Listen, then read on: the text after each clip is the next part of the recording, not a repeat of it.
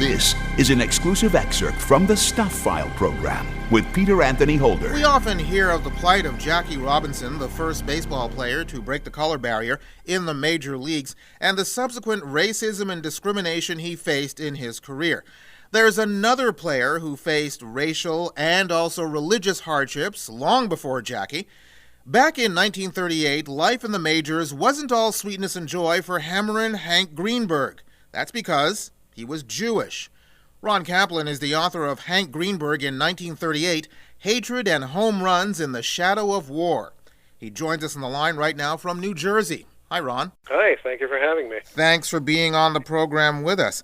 We don't spend a lot of time talking about this as we talk, as I mentioned, about Jackie Robinson, but it was a big deal, especially at the start of what was World War II, and we all know what that fight was over and who suffered the most in that. The fact that Hank Greenberg was dealing with anti-Semitism in the major leagues is something that the general population doesn't hear a lot about. No, because Greenberg was white, so it was easy to overlook the religion at the time. I always find it fascinating that he happened to ply his trade in what was probably the most anti-Semitic city in the United States at the time, Detroit. Detroit was the home of Henry Ford, who was a notorious anti-Semite, and then Father Charles Kaplan, who was the equivalent of a Rush Limbaugh or a Bill O'Reilly these days. So he was playing under some fairly tough conditions, yeah. Now, again, I bring up the analogy of Jackie Robinson. I know what his story, and I know how much Branch Rickey played a part in grooming Jackie to be in the league. Was there anybody on Hank's side, so to speak, within the inner workings of the Detroit Tigers to help make his transition to Major League Baseball smoother? Or was he just... No, he had to do all that by himself. Again, I guess a lot of people didn't think about it in those religious terms. In those days, it was only when he came up against somebody from the Deep South who heard stories about Jews but had never met one before. He heard comments, all kinds of comments that I don't think is appropriate for this program to repeat. But it was said that aside from Jackie Robinson, one of his teammates said Hank probably had the toughest time of any player in the major leagues. What about his teammates? Most of his teammates, look, when you are a good player and you're doing well, everybody's rooting for you. There was a situation where he was sitting in the locker room with a teammate who, again, he came from a little outside Atlanta, and the guy had me staring at him, and he says, Greenberg says, "What are you looking at?" He says, "Nothing, I just never saw a Jew before." And Greenberg says, "You see anything interesting?" And the guy said, "I thought you people had horns." So it was that kind of mentality in those days, a lot of ignorance running around. And he wasn't the first Jew to play. I mean, there had been Jews before, but he was the first Jewish superstar.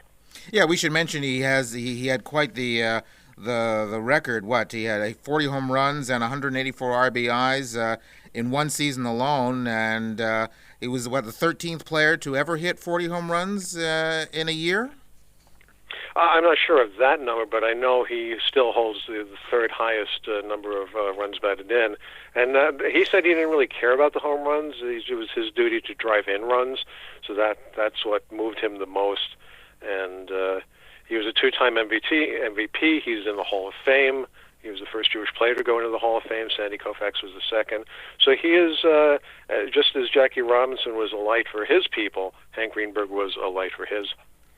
Was there any pushback from fans, or, as you say, when the team traveled, I would assume there are people who would have hated him just because he was on an opposing team, but adding the fact that he was Jewish was just something to add to it. But what about the fans? How did the fans in Detroit, how did they appreciate or deal with Hank Greenberg?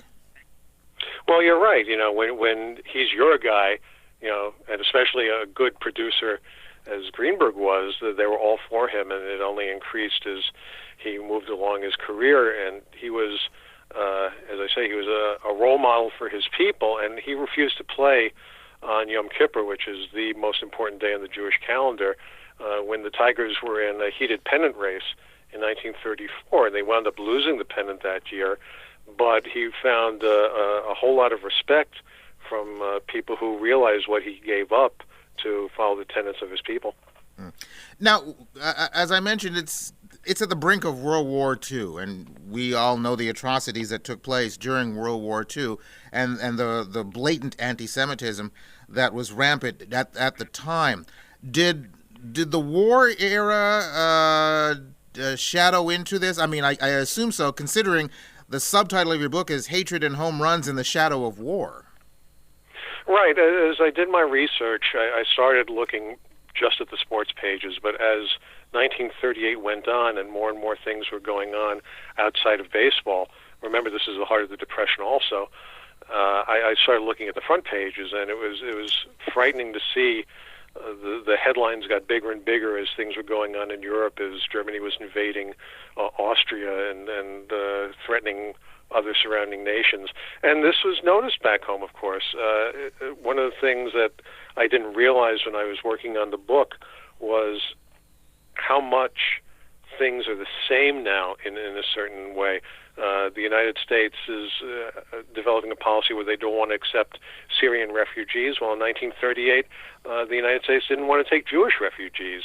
And in 1938, there was a theory in the United States of America first. They didn't want to get involved in a war in Europe, and now we have the same kind of sentiment, America first.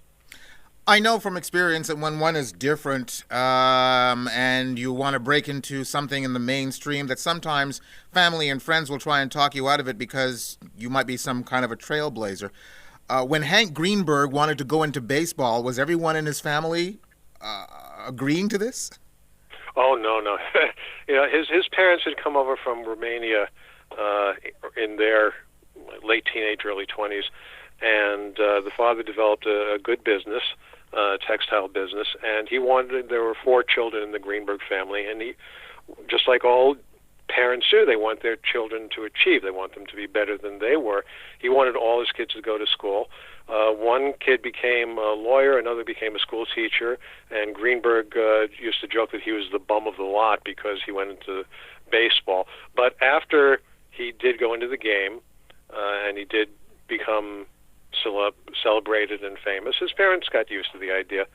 The other brother, there was one other brother who also attempted a career in professional baseball, but he didn't make it. Now, you focus on, first of all, how many years did Hank Greenberg play? He only played 13 years in total because of the war. He lost 3 full years and parts of 2 others to serving in World War II. He was one of the first players to enlist, part of the greatest generation who saw what their duty was, and he wanted to do it, and he missed prime years. And there's a lot of speculation of what his records would have been had he not lost his years, just like with Ted Williams and a few other players. Ted Williams lost time to World War II and the Korean War, and there's always, what would his numbers have been like if he had been able to play out his full career? You focus specifically on the year 1938, probably his best year. Why focus on the one year? Well, that was the year that Babe Ruth in 1927 set a single-season home run record of 60. And as 1938 went on, Hank Greenberg was approaching that record. And it started off slowly, of course, but as he got into July and August and September, he was nearing the record. And that was one of the things, again, this is the Depression, so you look for anything to distract. And this was becoming a major deal. And the fact that it was a Jewish player trying for the record made it even more fish out of water type thing.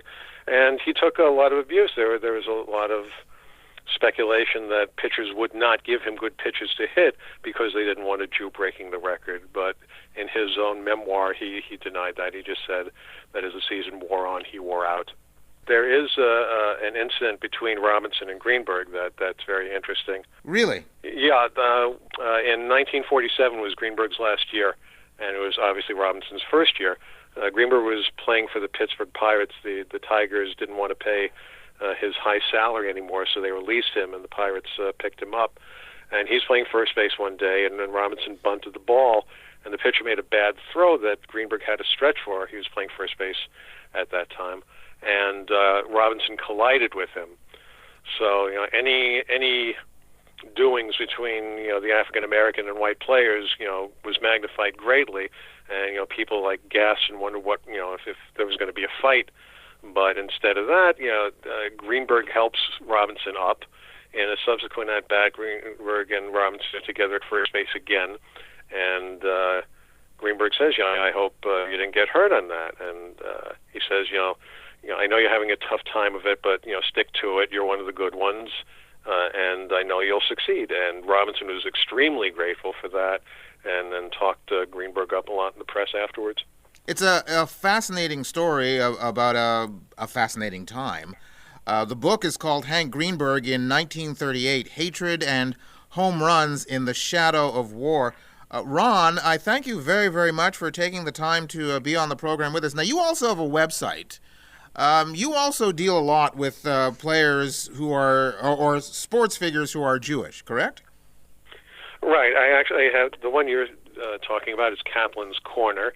I created it when I was working at the New Jersey Jewish News several years ago. As the newspaper industry has shrunk and I lost that job, I still maintain that. And I try to keep up daily with what's going on with Jews in all sports, not just baseball, but major and minor sports as well. And do you have another website that people can also find out more information on? I do. I have an older website. It's called Ron Kaplan's BaseballBookshelf.com, and as the name implies, it's mostly a book about baseball literature, but also pop culture, collections, art, music, films. The slogan is, if it can fit on a bookshelf, it belongs in the category of the website.